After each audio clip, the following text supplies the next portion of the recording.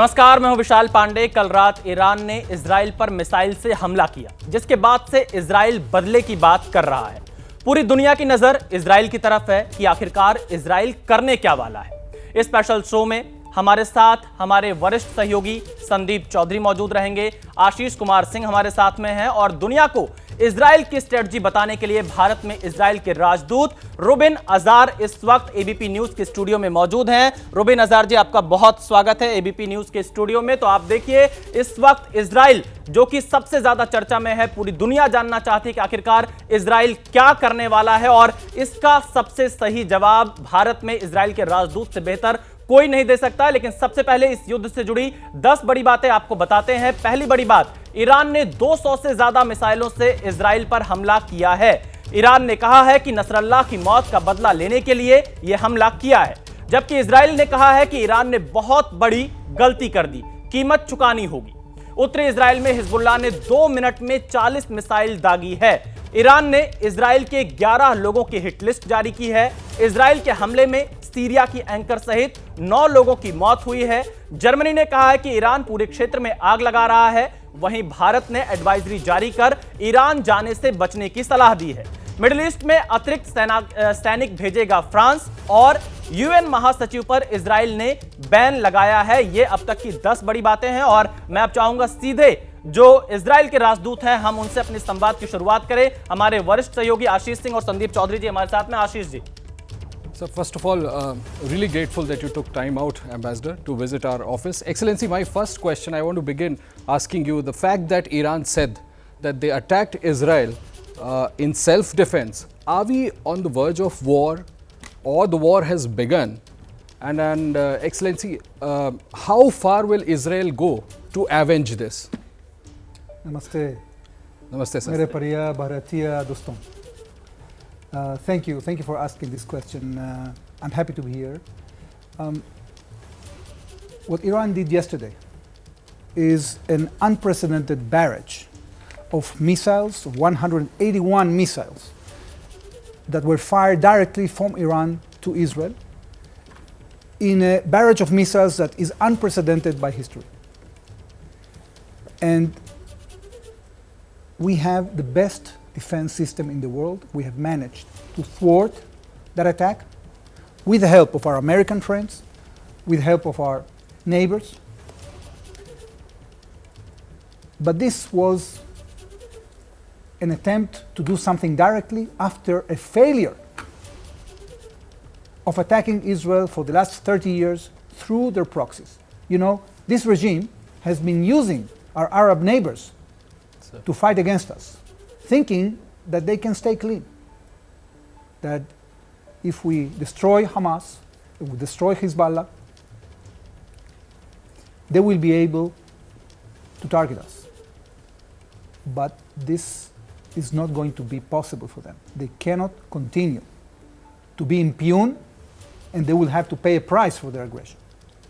Yeah, Ambassador, with your permission, I'd also want to explain to our viewers what exactly your response has been. और यहाँ पर Israel के राजदूत वो साफ शब्दों में कह रहे हैं कि इस तरह से 181 जो मिसाइलें दागी गई हैं, ये अप्रत्याशित है, ऐसा आज तक नहीं हुआ, और माकूल सबक सिखाया जाएगा, यानी कि पलटवार करेगा Israel. There's been a war of attrition over the last 1 year, from 7th of October 2023 to be more precise, Ambassador. But now this escalation of tensions, are we heading towards what Ashish was wanting to know from you?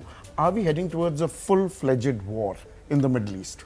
Well, I don't know what a full-fledged war is. What has to be very clear is that Iran will pay a price for this aggression. And Israel is determined, because we have the conviction of our people, and we will not stay silent until we restore stability. You've been targeting Hamas in Gaza. Yes. You've been targeting Hezbollah in Lebanon. Are you also saying on ABP News, Ambassador, that you would retaliate in the sense the way Iran fired 181 missiles, you will also attack Iran on its own land? There's a very simple rule. Whoever attacks us will be attacked. Iran will be attacked. Is that what you're saying? Yes. Any timeline, Mr. Ambassador? I'm not going to get into operative details. Our Prime Minister has stated that. But this is a big breaking news, Ambassador. I would want to tell my viewers also. यहाँ बिना लार लपेट दो टूक Israel के राजदूत ने कहा है ईरान ने हम पर हमला किया है, हम भी जवाब देंगे, हमला हम भी करेंगे, इसमें कोई शक व शुबा नहीं होना चाहिए। ईरान को कीमत चुकानी पड़ेगी, ये बड़ा बयान दिया है एम्बेसडर ने जो इजराइल के हैं। Is there any possibility of cease fire also? Because as Sandeep ji says that you are fighting with Hamas, you are fighting with Hezbollah, also fighting with Houthis in Yemen. When you are opening a new front in Iran, so is there any possibility of ceasefire? We are not opening a new front. We were attacked in an unprovoked way by Hamas on the 7th of October. We tried to keep that conflict confined in the Gaza Strip. But then Nasrallah decided to attack Israel in an unprovoked way. We waited for 11 months. For 11 months, we tried to reach a diplomatic solution. But Nasrallah refused. Nasrallah is history. The Houthis attacked us in an unprovoked way. They are disturbing international trade. We waited for months before we retaliated. The same goes with Iran. Iran has been building with, Iran is the octopus, and they have been building with their tentacles an army of terror against Israel, trying to choke Israel for 30 years. Israel didn't retaliate. But now Iran attacked Israel directly. Yes. In the first time they attacked directly, Israel retaliated very, very gently. You remember that. That was in April. Yeah. Now they attacked us again. What any normal country would do. Can I ask you this question? What any normal country would do. Ambassador, I'd also want to explain it to my viewers again because these are very important statements that you are making. 30 साल तक बहुत कुछ झेला, बहुत कुछ सहन करने की कोशिश की इजराइल ने, लेकिन अब नहीं। यहां पर बिना लार लपेट ये बात कह रहे हैं और हिजबुल्लाह को भी टारगेट किया है, इजराइल को भी होगा। But did you were you too convinced that taking out the top leadership of the Hezbollah will just finish off the entire problem? It has actually escalated the problem even further. Well, if you want to keep people attacking you, you can choose not to escalate. Then you will be destroyed. You have to decide what you want to do. You have hybrid warfare against an enemy that is very difficult to be deterred because they don't care about their people. They don't care their country is destroyed. They don't care about the welfare of the people. They don't care about the life of the people. They use the people as human shields. How are you going to deter them? You have to show resolve. Only when you show resolve, when you show that there is a price, when you attack the state of Israel, then there is a chance you will be able to restore peace. Ambassador, Excellency, I want to ask you, when you say that Iran for the first time decided and, in a way, direct attack over Israel, do you suspect there are other countries behind Iran which finally supported, maybe Iran spoke to some of their allies, maybe China or somebody, any other country you suspect, that they could Russia, finally decide, yes, or Russia, yeah, that they could, finally decide and collect the guts to attack Israel? I haven't seen one country that has been supporting this genocidal agenda of Iran, either directly or indirectly. I haven't seen that. No, but there's been a recent statement from Erdogan, the Turkish head of state, and he's calling your action as genocide. Very strong words. Well, words are cheap. He is using terms that are not compatible with reality because Israel never committed a thing like that.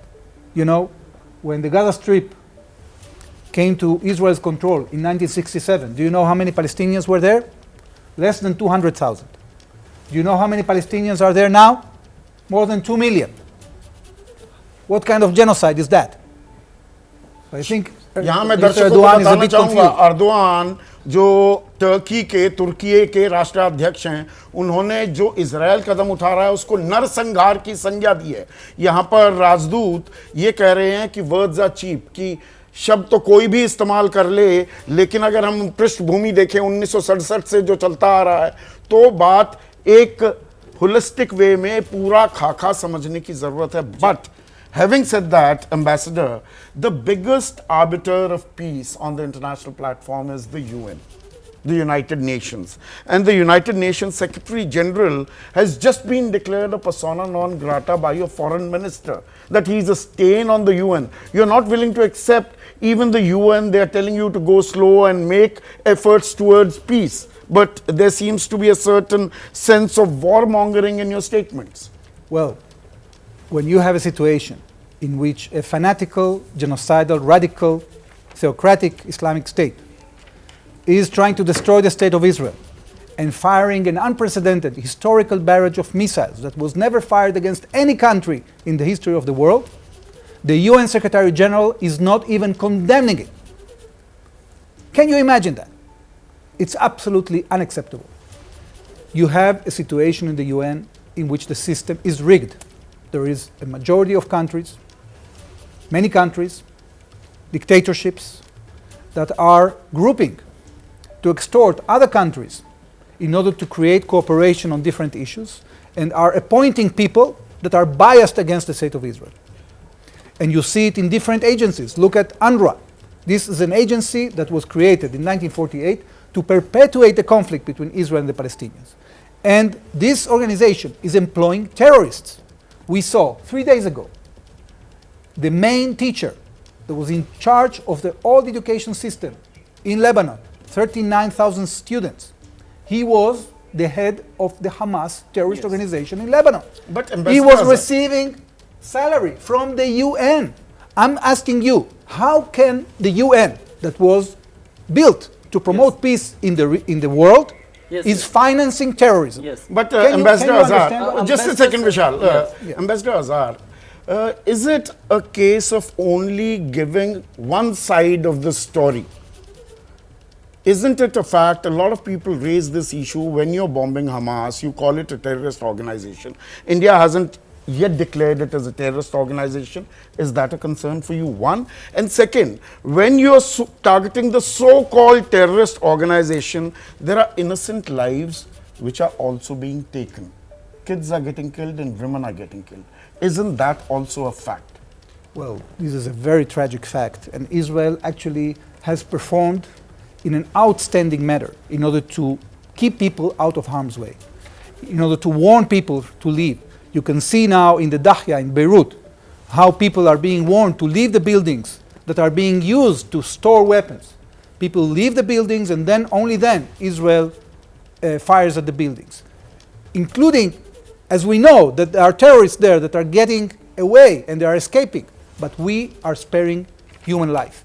The same goes in the Gaza Strip. Hamas has abused every rule in the book. They've been using ambulances to transfer terrorists. They've been using hospitals in order to harbor operatives. They have been using schools to harbor terrorists. And Israel has to do its job. At the end of the day, according to international law, if you use a sanctuary for military purposes, that sanctuary is lost. And therefore, a lot of human life has been lost. This is very tragic. The government of India this is very tragic. Declare Hamas a terrorist organization? Of course. I think that Hamas is a terrorist organization, Hezbollah is a terrorist organization, the Iran Revolutionary Guard Corps are a terrorist organization, and more and more countries are recognizing that. And more countries have to recognize that, because if we don't fight terrorism together, terrorism will defeat us separately. Mr. Ambassador, how do you see the role of India in the West Asia to restore the peace, as India always pursue for the diplomacy and dialogue? So how do you see the role of India? Well, India has an amazing role because India is a rising power. India has experience in dealing with terrorism. It is using hard power, it is using soft power. We have a very good dialogue with India. We think together how to tackle these challenges. And we are welcoming the Indian role in the economy of the region. There are initiatives that are coming from India to create this corridor of stability in our region. We are cooperating with our neighbors. We did it through the Abraham Accords. We did it now with the military cooperation we are having in order to confront the Iran axis of evil. And once we restore peace in our region, we will re-engage with our Indian friends in order to create that prosperity, because the people of the Middle East deserve better. They have been subject for too long with dictatorships, with tyrants, with radical elements that are destroying hope, that are destroying the horizon for the people of the region.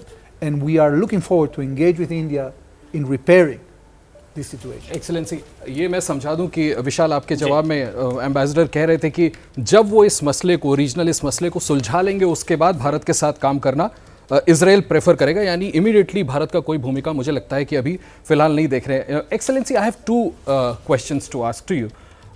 Sir, now that Iran has attacked, is there any way that Israel can come to the table of negotiations? Is there any way of finding peace, or first you will retaliate, you will avenge this, and then anything can happen?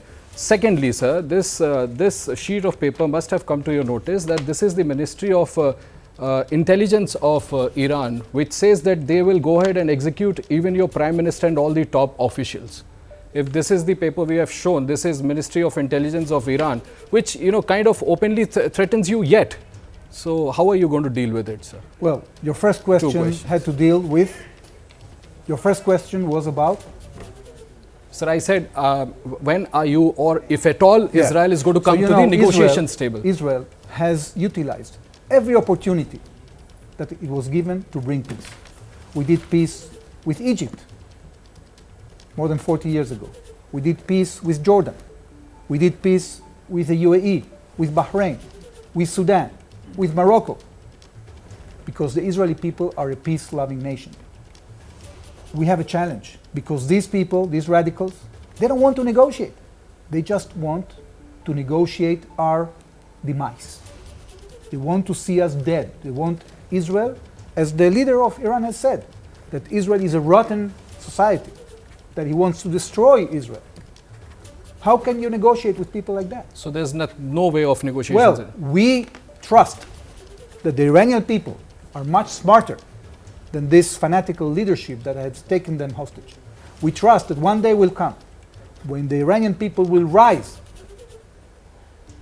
and will choose to make peace with Israel. So, विशाल, बस मैं एक second बता दूं, ये बड़ी बात है कि इजराइल के एम्बेसडर कह रहे हैं कि नेगोशिएशंस की अब कोई गुंजाइश नहीं है ऐसे वक्त पर, जबकि ईरान कह रहा है कि वो पूरी तरह से इजराइल को खत्म कर देना चाहता है।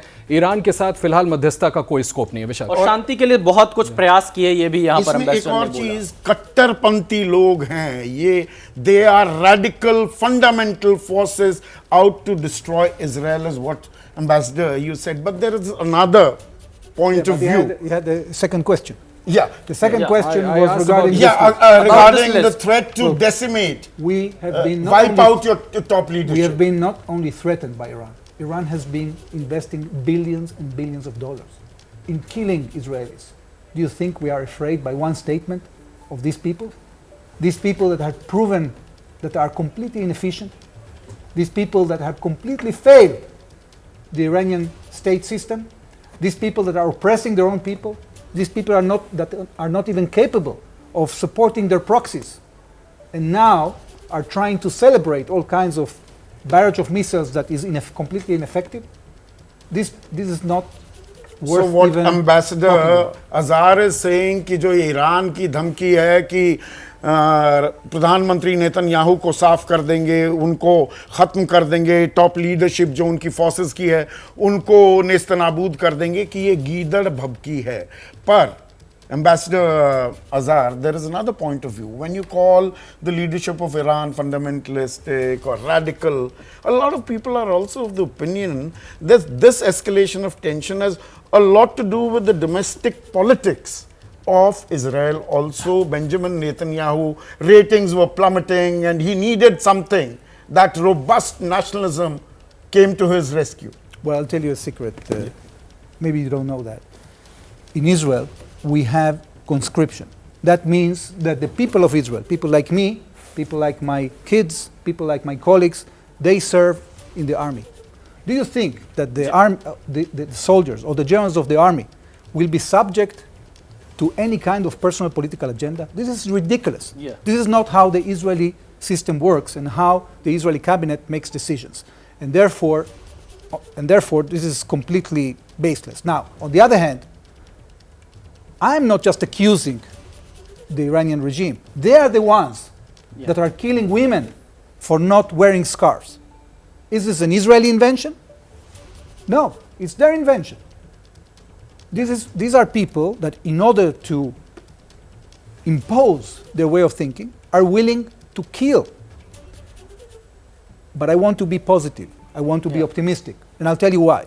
Because all these tyrannies we've seen in history, that as much as they may seem powerful, they have a very, very thin layer. And in the moment that the people will realize that and will rise against oppression, they will be able to bring them down. And therefore, I am optimistic that if Israel manages to neutralize all these threats and show that this kind of aggression does not pay, then people will join us. Then the people of the region will join us. Then they will believe that we have hope for our region. Thank you so much ambassador sir joining with us. तो ये थे Israel के राजदूत जो कि ABP news के studio में आए थे और यहां पर पूरा अपना एक विजन रखा कि आखिरकार इजराइल अब क्या करने वाला है और इजराइल साफ तौर से बदला लेगा, यह कहना है इजराइल के राजदूत का।